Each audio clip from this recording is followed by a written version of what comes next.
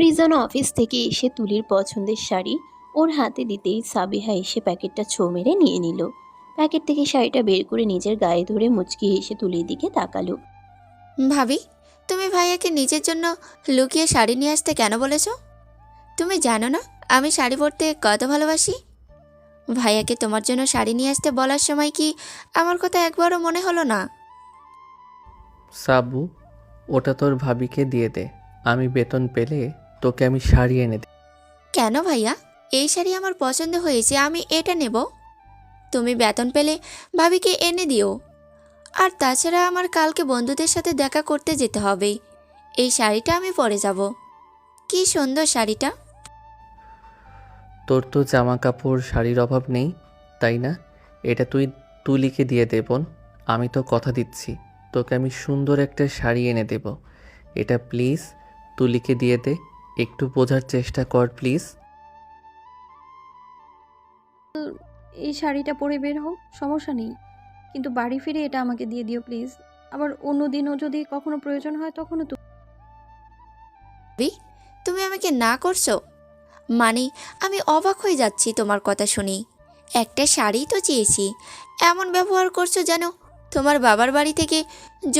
Reason সাবিহাকে কিছু বলতে না দিয়ে তার হাত থেকে শাড়িটা নিয়ে নিজের রুমে চলে যায়। সাবিহার আগে ফুঁসতে থাকে। তুলির দিকে ভয়ঙ্কর দৃষ্টিতে রেগে তাকায়। এই তুমি আমার ভাইয়াকে এমন বানিয়ে নিচ্ছ, তাই না? আমার ভাইয়া আগে ঠিকই ছিল, তুমি বিয়ে হয়ে এ বাড়িতে আসার পর থেকেই সমস্যা তৈরি হচ্ছে। ভাইয়া কেমন পরিবর্তন হয়ে যাচ্ছে, সারাক্ষণ বউ বউ করতেই আসে। সাবিহা, তুমি ভুল বুঝছো আমায়, প্লিজ একটু বোঝার চেষ্টা কর। শোনো তুলি, একদম আমার ভাইয়ের মতো আমাকে ভুল বোঝাতে আসবে না। আমি আমার ভাইয়ের মতো বোকা না। এসেছো তো ওই গ্রামের ভিখারি পরিবার থেকে, আর তুমি কিনা আমার ভাইয়াকে বশ করে ফেলেছো। আমিও এর শেষ দেখে নেব। তুলির কোনো কথা না শুনে সাবিহা তুলির সামনে থেকে চলে যায়। তুলি এবার ভয় পেয়ে যায়। এবার এই ছোট একটা বিষয় নিয়ে না জানি কি কি হতে চলেছে। তুলিও সেখানে আর না দাঁড়িয়ে থেকে রুমে চলে যায়। রিজন তখন বিছানায় বসে বসে জুতা খুলছিল। শাড়িটা বিছানায় রিজনের বাম পাশে রেখে দেওয়া। তুলিকে দেখে মুচকি হেসে গ্লাস পানি খাওয়াও তো তুলি, গলাটা শুকিয়ে কাঠ। তুলি টেবিলে রাখা জগ থেকে এক গ্লাস পানি নিয়ে রিজনের দিকে বাড়িয়ে দিল।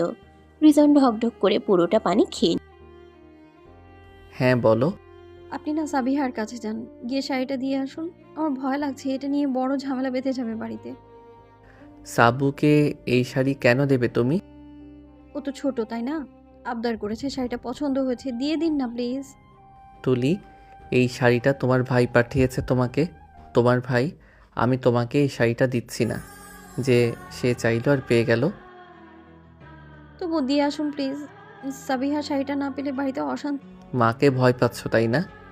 আপনিও তো ভয় পান, শুধু শুধু নিজেরাই সমস্যা তৈরি করে কি লাভ বলুন তো? ভুল বললে তুলি, আমি ওই মহিলাকে ভয় পাই না। আমার বাবার জন্য শুধু সব। যেভাবেই হোক মেনে নিতে তো হয়। আপনি এবার গিয়ে শাড়িটা দিয়ে আসুন। রিজন আর উপায় না দেখে বিছানা ছেড়ে উঠে সাবিহাকে শাড়িটা দিতে যাবে। ঠিক তখনই মিসেস হামিদা তাদের রুমে প্রবেশ করলেন। সামনের দিকে এসে তীক্ষ্ণ দৃষ্টিতে তুলির দিকে তাকায়। পরক্ষণেই রিজনের দিকে তাকায়। কই, কি এমন শাড়ি এনেছিস বাজার থেকে দেখি? ও আচ্ছা, এই শাড়ি।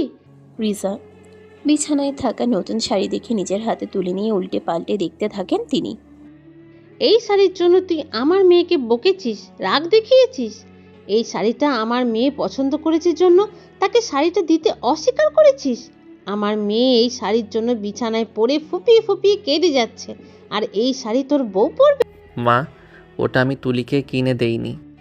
তুই কিনে দিসনি তো কে দিয়েছে? তোর বউয়ের আলাদা না করেছে নাকি রে নির্জন?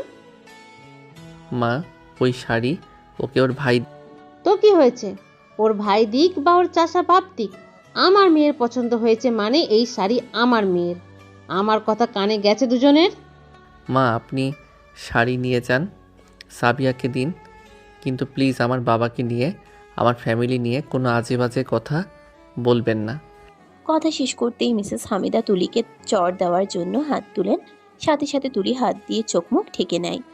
চর দিইনি, ভয় দেখালাম। পরবর্তীতে আমার মুখের ওপর কথা বললে এটার উপরে থেমে না থেকে তোমার গালে বসে যাবে, বুঝেছো মেয়ে? সরি মা, আপনি শাড়িটা নিয়ে যান। আমার ভুল হয়ে গিয়েছে, প্লিজ মাফ করবেন। বাড়িতে তো মনে হয় আদব কায়দা কিছু শেখায়নি। ক্লাসে বসো আমার কাছে, অ থেকে চন্দ্রবিন্দু পর্যন্ত সব কিছু শিখিয়ে দেব। আমি বুঝি না মা, সাবিহার 2টা আলমারি ভর্তি জামা কাপড়, শখের সব পোশাক থাকা সত্ত্বেও কেন এই একটা শাড়ির জন্য কান্নাকাটি? আমার মেয়ের 2টা আলমারি কেন, 2 ডজন আলমারি ভর্তিও যদি থাকে, তারপরও সে যেটা পছন্দ করবে সেটা ওর, অন্য কারণ না। মা, এভাবে ওকে মাথায় তোলো না, একদিন আর সামলাতে পারবে না। বউ কি তোকে জাদুটনা করলো নাকি রে রিজন? না মানে আগে এমন কথা বলতি না তুই? এই কথাবার্তা সাহসী বেশি হয়ে গেছে। এর চেয়ে বাড়তে থাকলে এই বাড়িতে আর জায়গা দিতে পারবো না। রিজন কিছু বলতে যাবে ঠিক তখনই তুলি তার হাত ধরে ইশারায় কিছু বলতে নিষেধ করে। মিসেস হামিদাও সেটা খেয়াল করেন। হ্যাঁ, এরকম বরকে সামলে রাখো। তুমিও উড়ো না আর তাকেও উড়তে দিও না। বেশি উড়লে ডানা আর পা দুটোই কেটে ছেটে রেখে দেব। উড়তে কেন, হাঁটতেও পারবে না। কথাগুলো বলেই মিসেস হামিদা শাড়িটা হাতে নিয়ে রুম থেকে বেরিয়ে চলে যায়। রিজন তুলির দিকে অসহায় চোখে তাকায়। আমি কেমন কাপুরুষ হয়ে যাচ্ছি, বাবার কিছু হয়ে যাবে এই ভয়ে। আমি আমার স্ত্রীকে তার অধিকার দিতে তো পারছি না, তার ভাইয়ের দেওয়া শাড়িটাও তাকে দিতে পারলাম না। চিন্তা করবেন না আপনি, আল্লাহ আছেন তো, তিনিই সব কিছু দেখছেন। আমাদের ভালো সময় খুব জলদি চলে আসবে, দেখবেন আপনি। তোমার কথা যেন সত্যি হয় তুলি। আল্লাহর কাছে প্রার্থনা করো এই জবটা থাকতে থাকতে যেন ভালো একটা জব পেয়ে যাই। তখন আমি আর তুমি ছোট্ট একটা বাসা নিয়ে সুখে সংসার করব। আমরা বাসা নিলে বাবা কি করবেন? ওরা তো বাবাকে আরো চাপে রাখবে, বুঝতে পারছেন রিজন? বাবা জানি না কি করব, কি হবে। ইনশাআল্লাহ সবকিছু খুব তাড়াতাড়ি ঠিক হয়ে যাবে। রাতে শুয়ে শুয়ে তুলি রিজনকে একটা কথা বলবে বলে ভাবছে, কিন্তু রিজন কথাটা ঠিক কিভাবে নেবে সেটা চিন্তা করে বলতে পারছে না। কিন্তু তার যে বলতেই হবে। সব চিন্তা উপেক্ষা করে কথাটা বলার উদ্দেশ্যে রিজনের দিকে পাশ ফিরে সই তুলি। কিছু বলতে যাবে ঠিক তখনই রিজন বলে ওঠে। আমি তোমার কোনো ইচ্ছে পূরণ করতে পারছি না। আমার দৈনন্দিন চাহিদাই তো মেটাতে পারছি না। বাড়িতে ওদের মা আর মেয়ের এত অন্যায়ের প্রতিবাদও করতে পারি না, শুধু একটাই কারণে, আর সেটা হচ্ছে আমার বাবা। তিনি 2বার স্ট্রোক করেছেন। এই সাংসারিক অশান্তিতে যদি আবার চিন্তা করতে শুরু করেন আর ওনার যদি কিছু হয় তাহলে আমার কি হবে বলো তো? ছোটবেলায় মাকে হারিয়েছি, এখন শুধু বাবাটাই আছে। অনেক আগেই বাসা ভাড়া করে অন্য কোথাও থাকতাম, বাবাকেও নিয়ে যেতাম, কিন্তু বাবা তো তার বউ আর মেয়েকে ছাড়া থাকতে পারবে না। আর তাছাড়া আমার বেতন যে কয় টাকা পাই ওটাতে বাসা ভাড়া, সংসার চালানো, অন্যান্য খরচ চালানো সম্ভব না। থাক, বাদ দাও, ওটা তোমার আরেক মা আর বোন। বাবার এখন এই অবস্থা, তারা না হয় অবুঝ, তাই বলে তুমিও যদি ওসব নিয়ে পড়ে থাকো তাহলে কি হয় বলো? বাবা একটু শক্ত হলেই ওরা আর এমন করার সাহস পেত না, কিন্তু বাবা তো ওনার সব কথাই শুনবে। আচ্ছা বাদ দিন ওসব কথা। আমি একটা কথা বলতে চাচ্ছিলাম আপনাকে, কিন্তু কিভাবে বলবো বুঝতে পারছি না। বলো। আচ্ছা, আপনি তো আরেকটা ভালো জবের জন্য চেষ্টা করছেন, তাই না? আপনিও চেষ্টা করলে আবার আমিও যদি আপনাকে একটু সাহায্য করি তাহলে ভালো হবে না? তুমি কিভাবে সাহায্য করবে? আমার বান্ধবীর স্বামীর অফিসে চাকরির বিজ্ঞাপন দিয়েছে, ওখানে আমি আর তুমি দুজনেই যদি অ্যাপ্লাই করি তাহলে কেমন হয়? না না, তোমাকে কিছু করতে হবে না, আমি দেখছি কিছু করা যায় কি না। আপনি একা করলে আপনার উপর বেশি চাপ পড়বে। আমিও যদি আপনাকে সাহায্য করি তাহলে মসৃণভাবে আমরা সংসার চালিয়ে নিতে পারবো। কিন্তু অফিসটা আমাদের এখান থেকে হেঁটে গেলে 20 মিনিটের দূরত্ব। আমি আর আপনি প্রতিদিন গল্প করতে করতে হেঁটে যাব আর আসবো। আর তাছাড়া কাগজ জমা বা ইন্টারভিউ দিলেই যে চাকরি হয়ে যাবে, ব্যাপারটা তো তেমন না। চেষ্টা তো করে দেখি। আচ্ছা ঠিক আছে, কথা বলে দেখো তুমি তোমার বান্ধবীর সাথে। কথা কথা হয়েছে সেই সকালে আমাদের দুজনকে যেতে বলেছে। সকালে? কিন্তু আমার অফিস আছে তো। আপনি অফিসে বলে ছুটি নিন একদিনের। বলুন যে আপনার শরীর খুব খারাপ। এই চাকরিটা হয়ে গেলে হয়তো আমরা একটু শান্তিতে নিজেদের ছোট ছোট ইচ্ছেগুলো পূরণ করতে পারবো। খুব আফসোস হয় তাই না আমাকে বিয়ে করে? বিয়ে করে কেন আফসোস? এই যে আমার পরিবারের এই অবস্থা। এরকম কম বেশি সব পরিবারই হয়ে থাকে। আপনি চিন্তা করবেন না এগুলো, আমি সবকিছু। আচ্ছা এখন ঘুমিয়ে পড়ো। সকাল সকাল উঠে তো তোমাকে আবার রান্না করতে হবে তাই না? হ্যাঁ, ঘুমাবো। হুম। রিজন হাত বাড়িয়ে তুলিকে নিজের দিকে টেনে নিয়ে বুকে জড়িয়ে নেয়। তুলিও নির্দ্বিধায় রিজনের বুকে শান্তিতে ঘুম দেয়। সকালবেলা রিজন আর তুলি তাদের প্রয়োজনীয় সকল কাগজপত্র গুছিয়ে নিজেরা রেডি হচ্ছিল। দরজায় নক করার শব্দে তুলি গিয়ে দরজা খুলে দেয়। হ্যাঁ রে মা, আসুন, ভেতরে আসুন। এক কাপ চা চা? কিন্তু বাবা, এখন তো নাস্তা করার সময়। পরে খাবো। এখন একটু চা হলে মন্দ হতো না। আচ্ছা বাবা, বসুন, আমি এক্ষুনি চা করে এনে দিচ্ছি। ঠিক আছে, আমি ঠিক আছে। তুলি দৌড়ে রান্নাঘরে চলে যায়। তাড়াতাড়ি করে চা বানিয়ে নিয়ে ফিরে আসে। বসো একটু আমার পাশে। রিজন, তুমি চেয়ারটা টেনে। দুজনেই বাবার কথা মতো বসে। রিজন আজকাল বাবার সাথে খুব একটা কথা বলে না। তার বাবা রুমে আসার পর একটা কথাও বলেনি সে। আমি একটা কথা বলতে এসেছি তোমাদের দুজনকে। একটু তাড়াতাড়ি বলেন, আমাদের দুজনের চাকরির ইন্টারভিউ আছে। দুজনরেই। এই নিন বাবা চা। হ্যাঁ বাবা, ভাবলাম আমিও আপনার ছেলেকে একটু সাহায্য করি। খুব ভালো সিদ্ধান্ত। কি আর বলবো, নিজেই হয়ে গিয়েছি সব বিষয়ে অপারগ। নিজের বউয়ের আর মেয়ের মন কিভাবে রাখতে হয় এটা খুব ভালো পারেন আপনি। কে বলেছে আপনি অপারগ? প্লিজ আপনি বাবার সাথে এইভাবে কথা বলবেন না। না রে মা, ও তো বলবেই। ওকে আমি ছোটবেলা থেকে ওর অধিকার আদায় করতে পারিনি। মারা গেলে আমার কি হবে আমি নিজেও জানি না। তবে অনেক ভেবে দেখলাম এভাবে আর চলতে। কিভাবে চলতে দেওয়া যায় না? কিছু করতে পারবেন আপনি? বউয়ের মুখের উপর তো কিছুই বলতে পারেন না। বউ আর মেয়ে যা বলবে এ বাড়িতে তাই হবে। এই জন্যই তো এ বাড়িতে থাকতে চাইছিলাম না। শুধুমাত্র আপনার কথা ভেবে আমাকে ওই দুই পশুর সাথে এক বাড়িতে থাকতে হচ্ছে। তুই তো চাস আমি শক্ত হই, তাই তো? আমিও ভেবে দেখলাম আমি নরম মনের মানুষ জন্যই হয়তো এত কিছু করছে, এত বেড়ে গিয়েছে ওরা। আপনি কিছু করতে পারবেন না। এতদিনে আপনি শক্ত হাতে সব কিছু হ্যান্ডেল করলে পরিস্থিতি এত কঠিন হতো না। আপনি চাইলেই কঠিন হয়ে পরিস্থিতি নিজের আয়ত্তে নিতে পারেন। অথচ আপনি ভাবেন আপনার দ্বিতীয় বউ বয়সে আপনার চেয়ে অনেক ছোট, কিছু বললেই হয়তো আপনাকে ছেড়ে চলে যাবে। এই কারণেই তো বউয়ের কথা শুনে চলেন। ওই মহিলা চলে গেলে কি হবে? না করে আপনার সেবা যত্ন আর না আপনাকে রান্না করে খাওয়ায়। এবার থেকে আমি কঠোর হব। এতদিন শুধু ওদের অত্যাচারে আমি ছিলাম, কিন্তু এই নিষ্পাপ মেয়েটার খারাপ অবস্থা আমি আর মেনে নিতে পারছি না। গতকাল নিজের বায়ের দেওয়া শাড়িটা পর্যন্ত হারাতে হলো। আমি সব শুনেছি মা। আমি এতদিন ভুল ছিলাম, ভেবেছিলাম হয়তো একসময় সব ঠিক হয়ে যাবে, কিন্তু না, ঠিক তো হচ্ছেই না। তাই অন্য রাস্তা দেখতে হবে। আপনি দেখেছেন মার্কেটের প্রতিটা দোকানই তাকে চেনে। প্রতিদিন সন্ধ্যায় মা আর মেয়ের বের হতেই হবে। শুধু মার্কেট এরিয়া আর গোল্ডের এরিয়া ওনার যেতেই হবে। কত টাকা ওই মহিলাকে আপনি দিয়ে রেখেছেন আল্লাহ। যে জানিয়ে বা না জানিয়ে অনেক নিয়েছি, এটা সত্য, কিন্তু আমার এখন যা আছে তার সব কিছু এখন তোর। আমার মানে? আমার সব কিছু আমি তোর নামে দিয়েছি। সাবুকেও। আমাদের কাউকে? হ্যাঁ, তোরা কেউ জানিস না। আজ আমি সব কিছু তোদের দিতে এসেছি। এই যে দেখছিস ব্যাগ, এখানে এই বাড়ির 3/2 তোর, এটার দলিল। ব্যাংকে 28 লাখ টাকা ছিল, তোকে 15 দিয়েছি। সাবুকে 7 লাখ দিয়েছি, বাকিটা আমার নামে রেখেছি।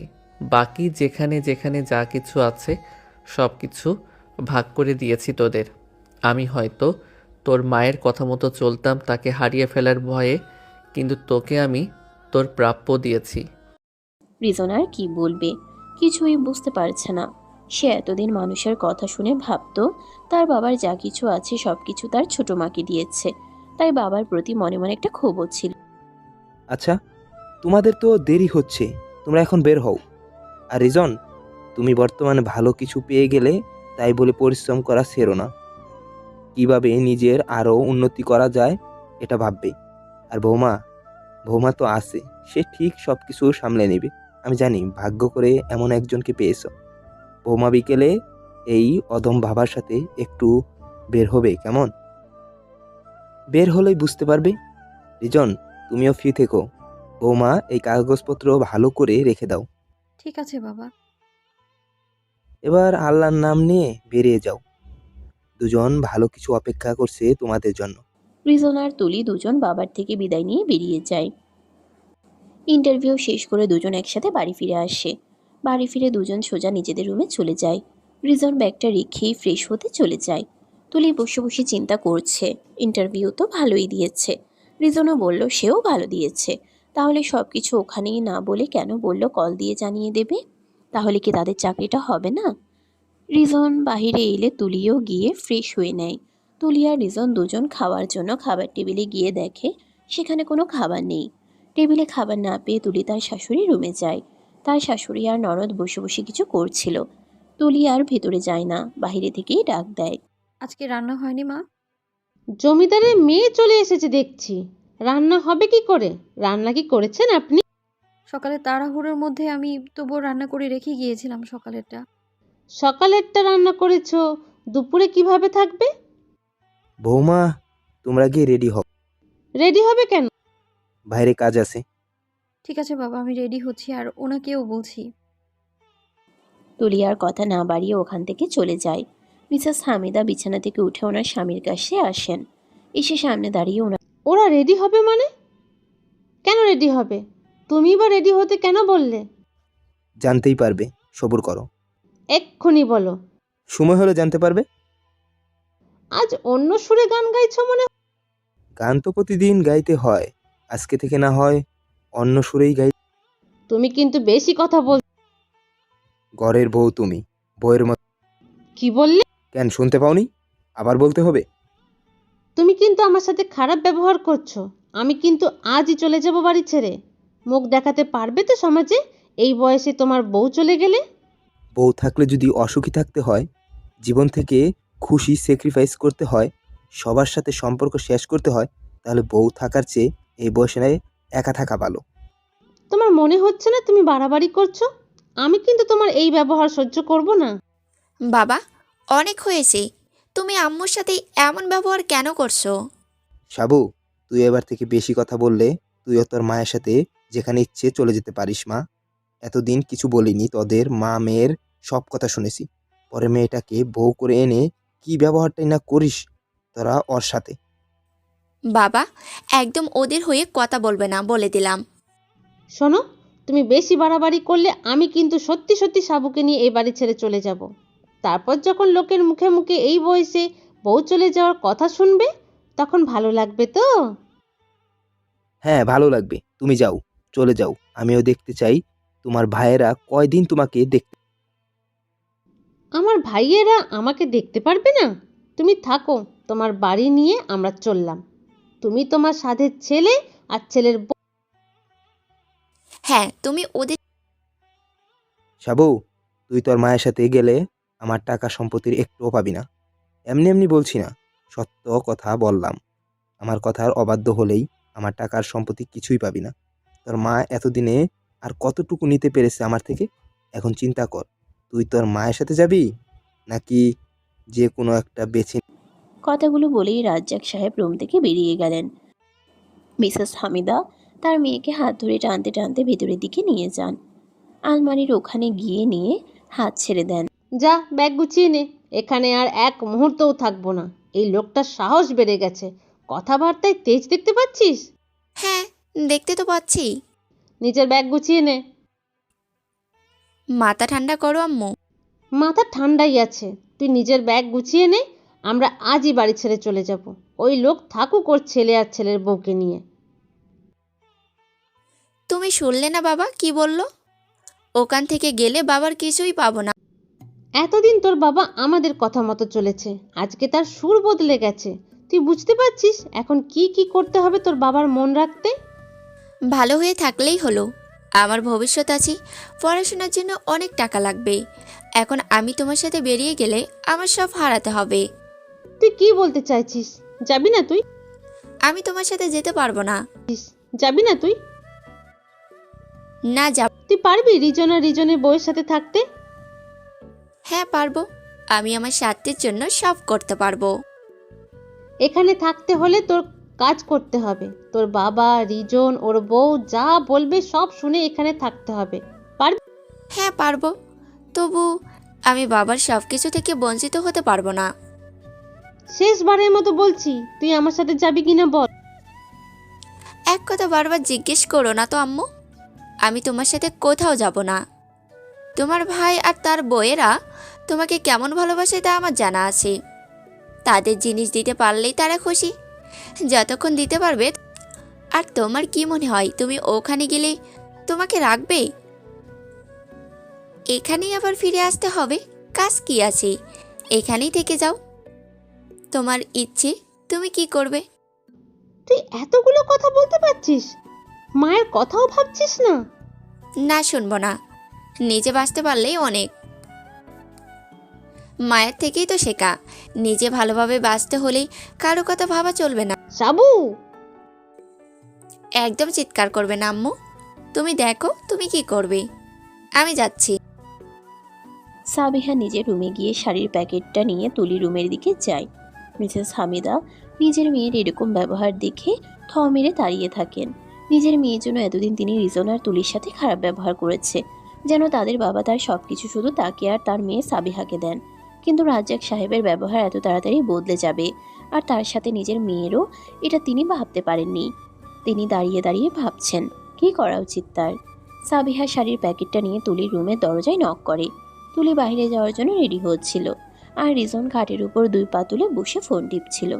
দরজায় নক করার শব্দ শুনেই সাবিহা রুম থেকে বেরিয়ে, এই যে তোমার শাড়ি। আমার শাড়ি লাগবে কেন, কি হয়েছে? আমি তো শাড়ি তোমায় দিয়ে দিয়েছি। না, আমার কিছুই লাগবে না। কি হয়েছে তোর? তুই এসে শাড়ি ফেরত দিচ্ছিস? চেঞ্জ হতে চাইছি, চেঞ্জ হতে দে ভাইয়া। চেঞ্জ হতে চাইছিস কেন? ভালো হোস না, ভালো মানুষ। আর চুপ করবেন আপনি? কিছু হয়নি, আমি আর কখনো তোমার জিনিসের দিকে নজর দেব না। আমি কি কিছু করেছি? না, তুমি কিছু করনি, তবে আমি বুঝতে পারছি আমি অনেক অন্যায় করে যাচ্ছি। কি হয়েছে তোমার? কিছু না ভাবে সরি। আর থাকো, ভালো লাগছে না, আমি যাচ্ছি এখন। বাইরে যাবে? না, তোমরা যাও। আচ্ছা, কিছু না, আমি আসছি।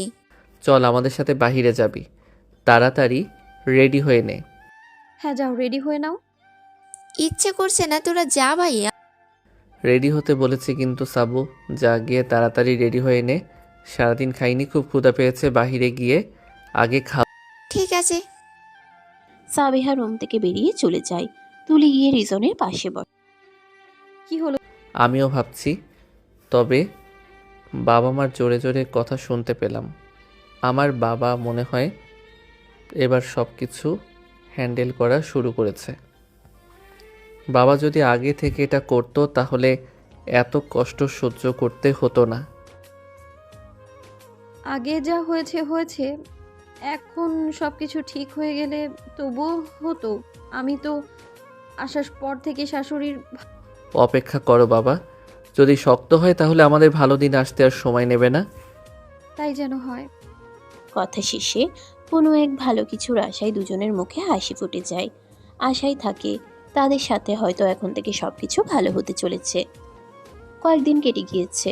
মিসেস হামিদা খুব প্রয়োজন না হলে নিজের রুম থেকে বের হন না। নিজের স্বামী আর মেয়ের বদলে যাওয়া দেখে তিনি কিছুদিন যাবৎ খুব দুশ্চিন্তায় আছেন। সবার থেকে নিজেকে দূরে রেখে দিয়েছেন। সাবিহা ও তুলি আর রিজনের সাথে খুব মিলে গিয়েছে দেখে মনে হবে ওদের মধ্যে কখনো খারাপ কোনো সম্পর্ক ছিলই না। এসব দেখে মেয়ের উপর রাগ হওয়ার বদলে খারাপ লাগা শুরু হয়েছে ওনার। মাঝে মাঝে তুলির জন্যও খারাপ লাগে। বিয়ে হয়ে আসার পর তিনিও শাশুড়ির ভালোবাসা পাননি, কিন্তু পরিবার মা বাবা ছেড়ে শ্বশুরবাড়ি এসে অপরিচিত সবার সাথে থাকতে হয়। সেখানে যদি ভালোবাসা না থাকে, তাহলে বাড়ির বউয়ের উপর দিয়ে কেমন ঝড় যায় সেটা হয়তো সবাই আন্দাজ করতে পারে। এবার সাবিহার কথা তিনি অন্যভাবে ভাবা শুরু করেছেন। এখন তিনি বিশ্বাস করেন যে অন্যের জন্য গর্ত করলে সে গর্তে নিজেকেও পড়তে হতে পারে। মেয়ের প্রতি প্রথমে খুব অভিমান হয়েছিল তার, যে মেয়ের জন্য এত কিছু করেছেন সেই মেয়ে কিনা তাকে ছেড়ে ওদের সাথে এক হয়েছে। মিসেস হামিদা বিছানায় বসেছিলেন, এমন সময় রাজ্জাক সাহেব এসে আলমারি থেকে নতুন শার্ট বের করতে থাকলে মিসেস হামিদা বিছানা থেকে নেমে ওনার পাশে গিয়ে দাঁড়ান। পাশে স্ত্রীকে দেখে দাঁড়িয়ে যান রাজ্জাক সাহেব। তিনিও সেদিনের পর থেকে স্ত্রীর মধ্যে পরিবর্তন লক্ষ্য করছেন। কিছু বলবে? কোথায় যাবে? রিজন আর তুলির জন্য নতুন ফ্ল্যাট দেখতে যাব। নতুন ফ্ল্যাট কেন? হ্যাঁ, ওরা আলাদা থাকবে। আলাদা কেন থাকবে? ওরা এখানেই থাকবে। যেখানে মান সম্মান নেই, ভালোবাসা নেই, সেখানে আর কতদিন? তুলিও তো মানুষ, ও নিজের বাড়ির মানুষ সবাইকে ছেড়ে এখানে এসেছে।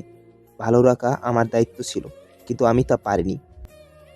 আমাকে মাফ করে দেওয়া যায় না? মাপ? বেশি পাপ করে ফেলেছি কি? নিজেকে নিজে তো অনেক শাস্তি দিচ্ছি।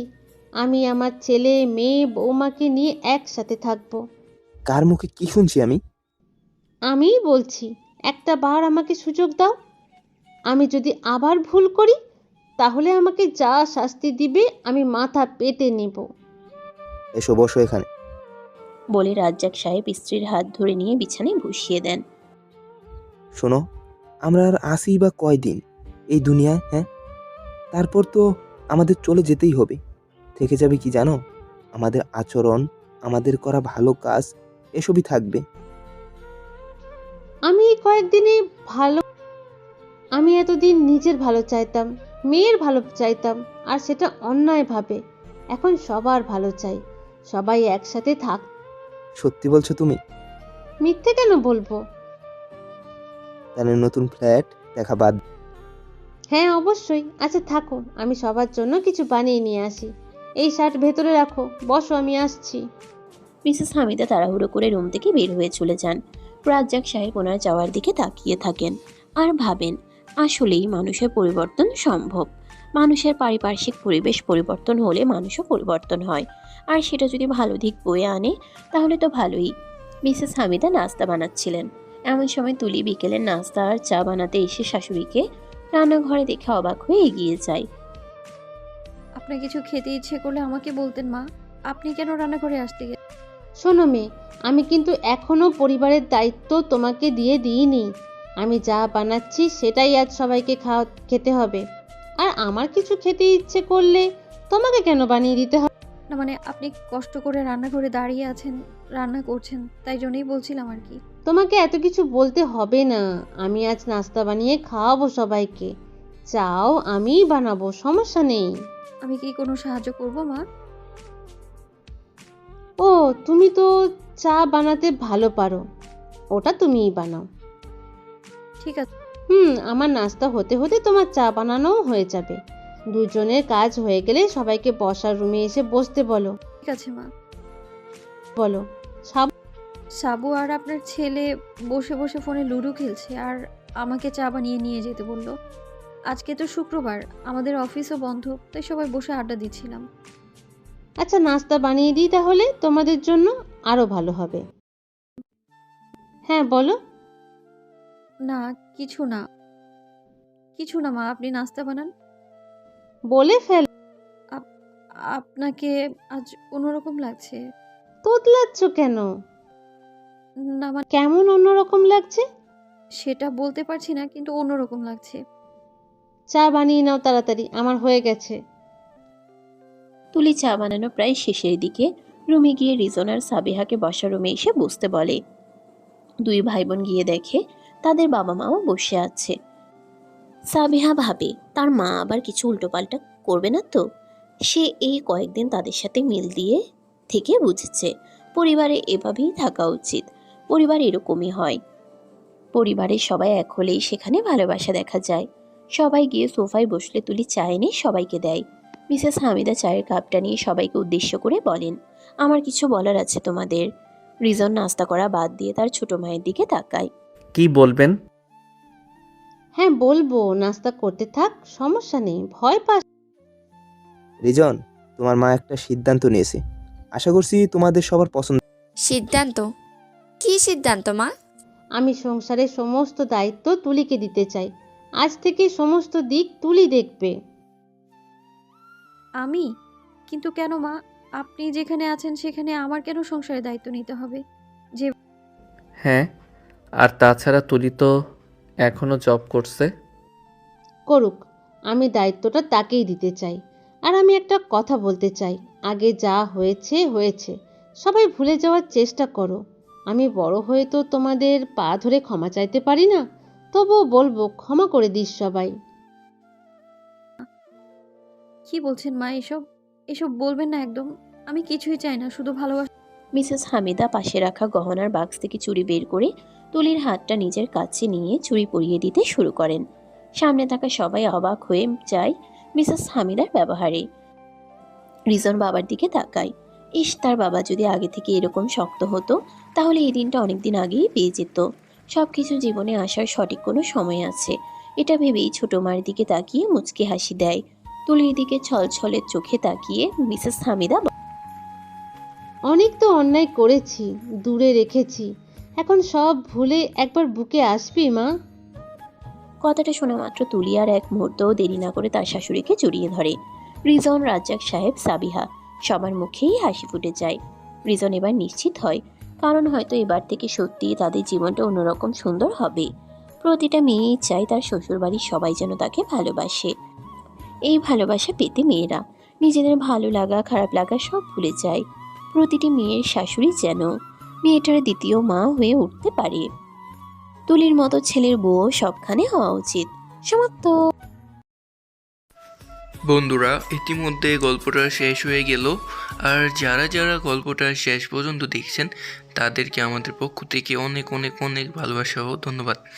আর যারা যারা আশিক ও নয়নিকার গল্প শুনতে পছন্দ করেন তারা আমাদের চ্যানেলটাকে সাবস্ক্রাইব করে দিবেন প্লিজ।